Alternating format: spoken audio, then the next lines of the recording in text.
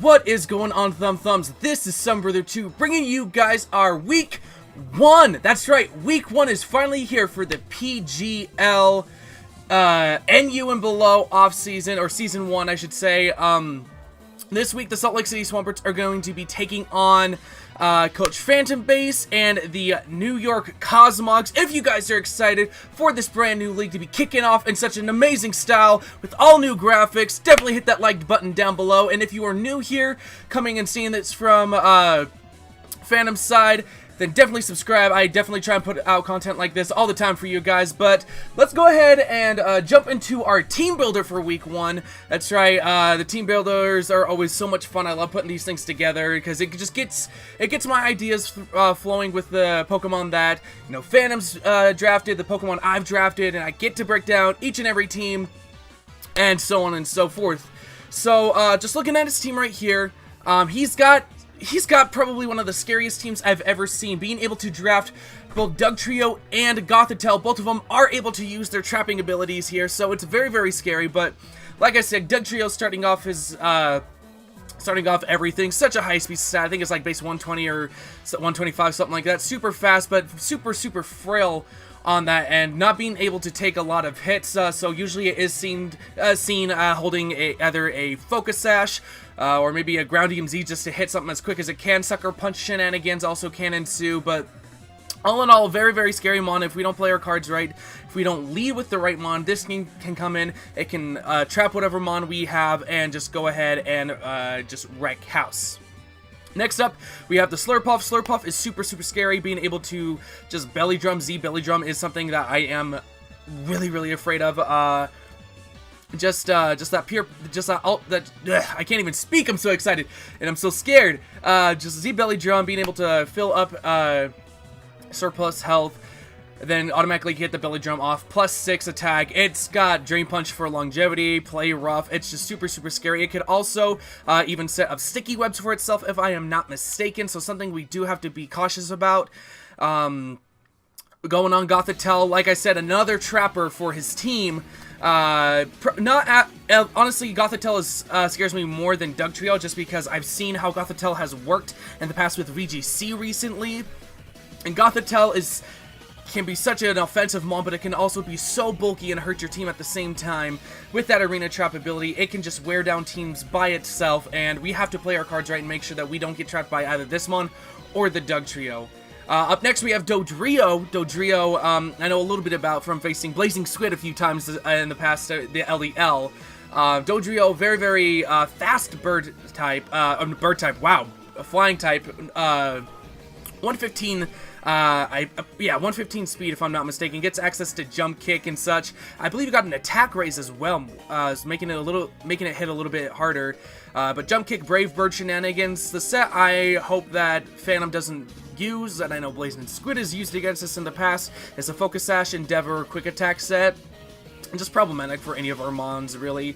The good thing with us is we do have a really nice ghost type in Jellicent that we can use to our advantage to try and come in safely on a jump kick. Like, say if any of our many fighting type weaknesses are out on the field, it can easily come in and, you know, really put in the work against it. But all in all, Dodrio can hit really hard if it wants to, especially if it's Banded or Scarf. So we definitely have to look out for that.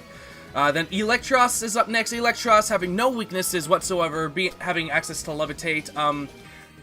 Very slow mon, but at the same time can be super bulky. Mixed sets can run wild with a knockoff Giga Drain, Flamethrower, Sludge Bomb, Volt Switch shenanigans, usually seen with the Assault Vest, just to make it a little bit more bulkier. So this Pokemon actually is the Pokemon I actually fear the most on his team, which is kind of weird to say. But Electros, it can just be so bulky and just really handle so many of our mons. I'm really scared that if he does really bring this thing will actually be the Pokemon that ends up making us lose this week. Up next is Lickilicky. Not too much to say about Lickilicky. Not the best defenses, not the best attack. It does get access to Swords Dance, I know. But all in all, like, if he does bring this thing, I feel like I have enough Pokemon on my team, just in general, through my whole entire roster to take care of it, especially with, you know, so many of my Pokemon being able to learn fighting type moves. But if it does come, you know, I'll have to be a little bit cautious. It doesn't have the best abilities as well, so we should be able to play our cards right and power through it. Lilligant is up next. Lilligant is actually a big threat as well this week. Base 90 speed, getting access to things like Quiver Dance, which gives it +1 special attack, special defense, and speed, of course. If it sets up 2 Quiver Dances, I do believe it can sweep us, which is something I do not want to happen this week. But all in all, I feel like that with the mons I do have built to take this thing on, we should be able to handle it quite well.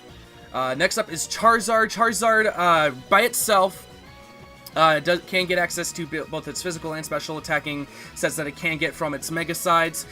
So Earthquake, Dragon Claw, Outrage, Flare Blitz, or Solar Beam, Heat Wave, Flamethrower, Overheat shenanigans can ensue here. This thing, it can really be anything it really wants to. Even a Z Sunny Day set could be quite problematic. But with that ×4 weakness to rocks, I'm not too worried about it. Especially if it does try and set up on us, I have a for sure way to handle it. But if we aren't careful, this thing Charizard can go ahead and actually just start wrecking some house. Dragon Dance as well, so we do have to be a little bit careful for Charizard, but all in all, I'm not too worried. Up next is Pyukumuku. Pyukumuku being able to set up screens, stall, toxic stall, recover shenanigans. I hate this thing. I don't understand how it is such a low tier, but at the same time, I do realize that for the most part, Pyukumuku is a kind of a one-trick pony, and hopefully, as far as our mons getting toxic or any screens being set up, we'll be able to power through it and be able to handle things a lot, and just be able to like wear this thing down quickly, because for sure, if he does bring the screens with Pyukumuku, it's going to be very problematic, and I don't know. I don't know what else to say about Pyukumuku. It's a wall. It's a complete wall, and it's going to be difficult to handle. And last on his team right now, he has Poipole. Poipole, the only Ultra Beast allowed in this whole entire league, and he ended up drafting it. Very interesting stats across the board. I believe it's like 78 in speed and special attack and HP or something like that, then 68 or 67 in the other stats. Very interesting mon. Poison types are very powerful though, and if he is able to get up a beast boost at any point in time, it can be quite problematic. It can get access to Dragon Pulse. Even though you need Dragon Pulse to evolve it into Naganadel, you can just stop the evolution. So I'm going to be very cautious with this thing. This thing actually really stops one of our main mons that we are bringing this week, which I'll get into in just a second. But as far as the mons I think he's going to bring, even though I don't want it to come, Electros is for sure a bring, the Lilligant, the Gothitelle, the Slurpuff, the Charizard, and the Pyukumuku. Those are like the biggest threats. If he brings Dugtrio instead of like Slurpuff or something like that, I can easily see it, just because that double trappers on his team is a very good core for him to work with. But let's go ahead and jump into our own team.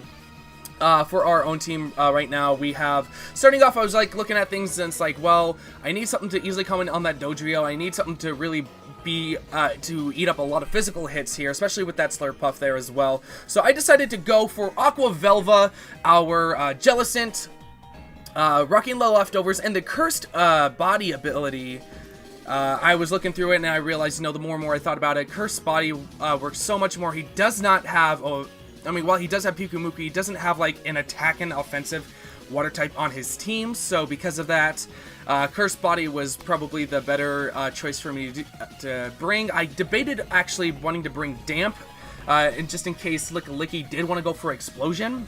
However, I wasn't too worried about that, and I figured that Cursed Body, having that 30% chance to disable any move that attacks or even hits Jellicent is going to be really nice. Very standard, fully physically defensive set with Scald, Recover, Toxic, and Sludge Bomb.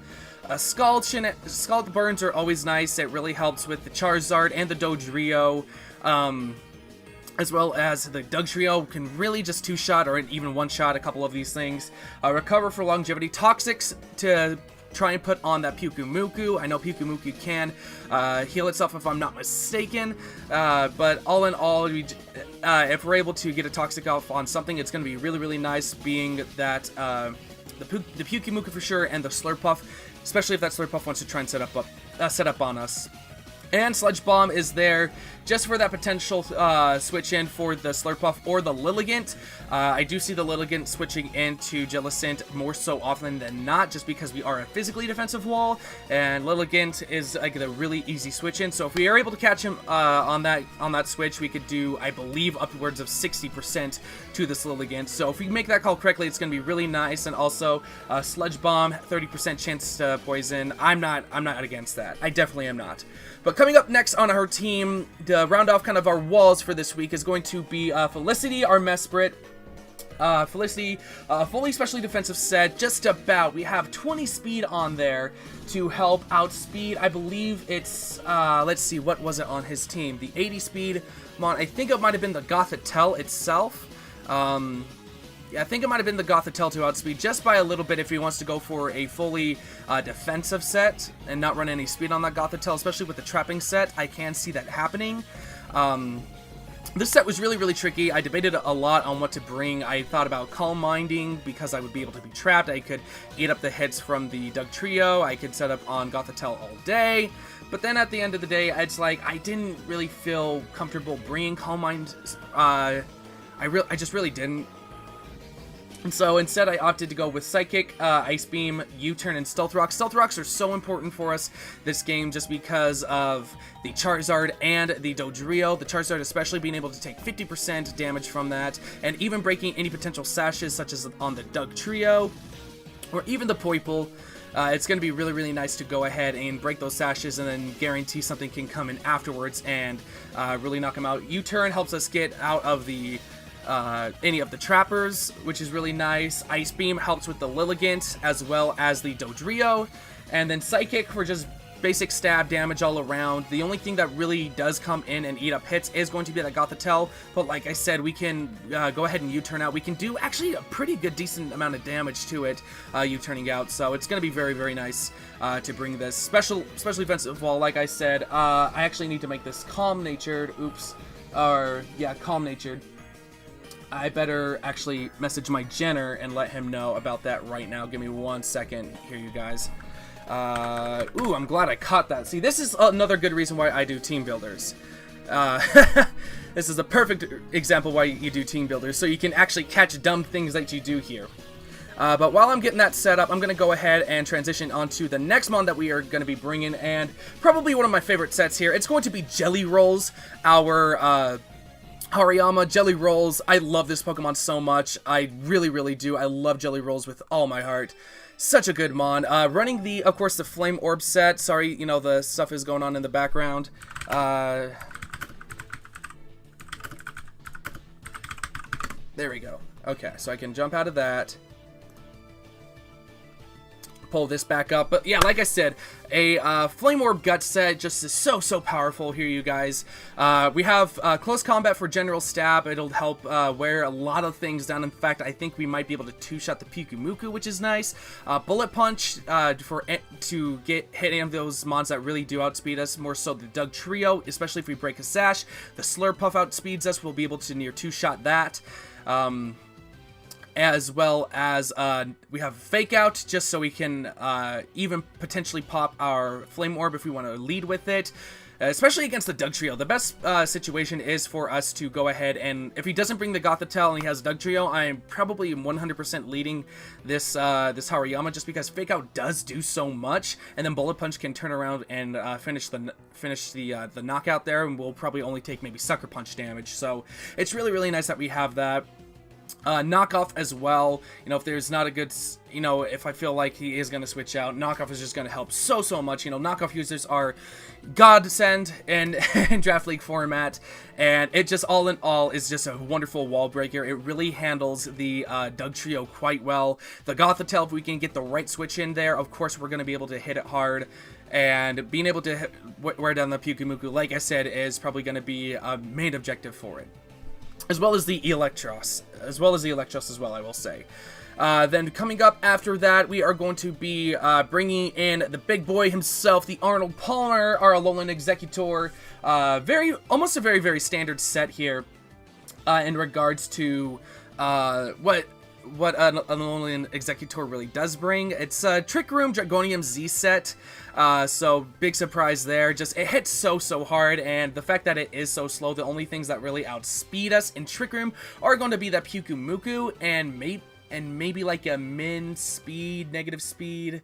Slurpuff? No, Slurpuff actually outspeeds us, never mind. So yeah, so Pyukumuku won't be able to do a whole lot, which is really, really nice. We can two-shot it with Giga Drain.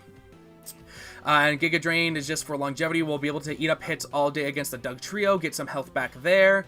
Draco Meteor, Dragonium Z just hits everything besides the Slurpuff extremely hard. In fact, with a little bit of rocks damage on some of his mons, we can actually go ahead and pick up the knockout, which is super nice. And then finally, I threw Sludge Bomb on there just because, of course, you know, the main switch-ins to this thing are going to be that Lilligant and that Slurpuff, kind of, in regards to, like, our Jellicent. And so having Sludge Bomb, once again, on there to really just catch them off guard and hit those mons as powerfully as we can, it's going to be really nice to handle, to kind of catch Phantom on that potential switch. I try and plan for potential switches and not just what's in front of me, so hopefully that just comes and works to my advantage.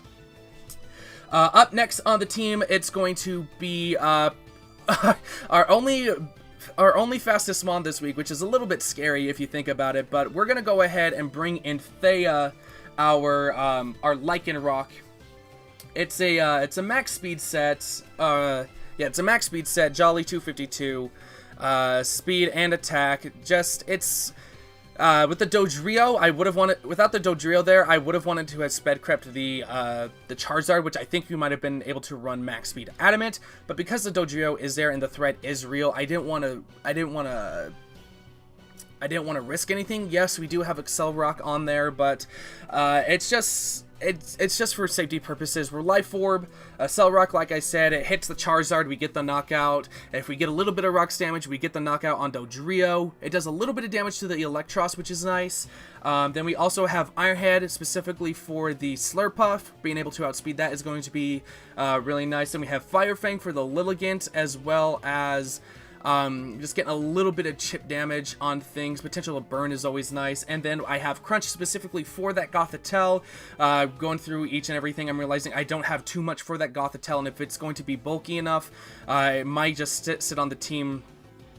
I mean, sit in front of my team and really wreck us. So I decided to throw Crunch on there just to handle the Gothitelle specifically. Even if we can get a good switch, like it knocks out one of our mons, we can easily switch into Thea. We can eat up at least one hit from it, I know, and go for the Crunch and get the knockout. So it's going to be really nice. And unfortunately, I was mistaken. It was Dusk form Lycanroc that had the Tough Claws ability, and not the morning set. So we have Keen Eye on there. I mean, it's nothing too big.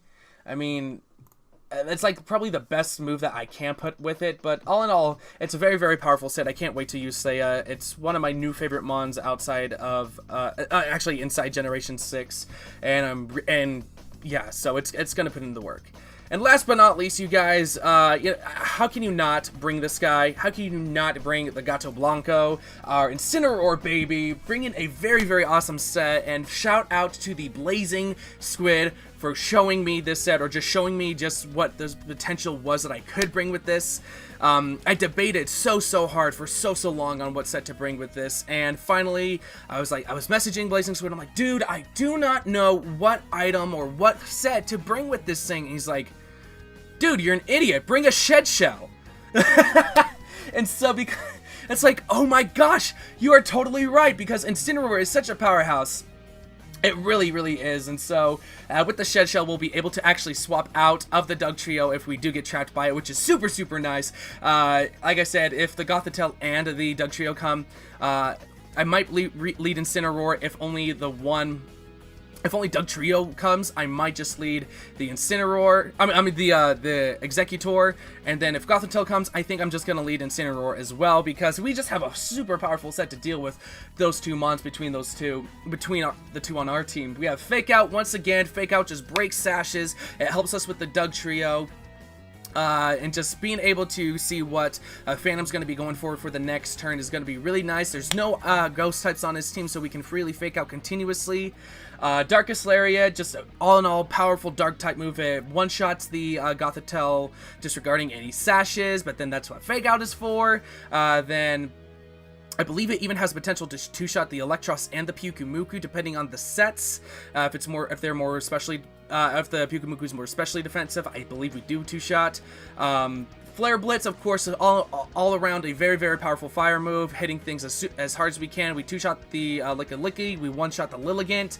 I believe we one-shot the Poipole as well, so all in all, just power. This is a powerful set. And then last but not least, of course, we have the Iron Head, specifically for the Slurpuff, but if I feel like, you know, Dugtrio might be coming in and I don't want the, either the recoil from the Flare Blitz or something like that, Iron Head is a very, very, you know, middle ground play to go for, besides the Pyukumuku coming in, and then we can turn around and do what we need to. We have Intimidate on there, of course, to help any physical attackers, such as that Dugtrio, the Dodrio, the Licky, the Charizard if it is physical, and so yeah, this is just all in all a very fun team. I'm excited to jump into this week 1. Phantom and I are actually battling later on tonight after I get home from the gym, so I'm super, super happy for that. You guys know, just to be able to be a part of this league is something else altogether. I'm so excited that I get to expand, you know, my what I think I know as knowledge of Pokemon into another league, and hopefully we'll be able to come out with a victory. That's all we ever want, but at the same time, if we end up, you know, losing every single match this season, you know what, I'm gonna have fun doing it regardless. So thank you guys so much for watching this Team Builder. If you liked it, definitely leave a like down below, and if you are new here to the channel, definitely subscribe, as I try to put content out like this all the time, and let me know down in the comments what Pokemon and what team you think I should have brought instead.